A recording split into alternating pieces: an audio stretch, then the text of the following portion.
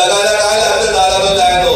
जर एक शेतकऱ्याचा मुलगा गुजरातच्या बॉर्डर पासून जर रत्नागिरीला येऊन जर तुम्हाला विश्वास देत असेल आणि प्रामाणिकपणे विश्वास, तुम्ही अनेक लोकांचे भाषण ऐकले असतील, परंतु हा मुलगा हा तुमच्या मातीतील मुलगा आहे आणि जाहीरपणे सांगतो कुठल्याही वर्गणीशिवाय कुठल्याही समाजाला फसवणुकीशिवाय हा समाज माझा आहे आणि या समाजाच्या उद्धारासाठी जात पात धर्मापलीकडे काम करणारा मुलगा तुमच्या समोर बोलतोय. त्याच्यावर विश्वास ठेवा. तुमचा विश्वास माझ्याकडून करायला लागणार नाही. हा तुम्हाला मी विश्वास देतो. कारण येताना मी माझी मुलगीला बरोबर घेऊन आलेले का उद्याला जर मी तुमच्याशी खोटं बोललो तर ती गाडीत बसल्याबरोबर माझं काम करेल आणि सांगेल आपण हे तुमचं चुकलं.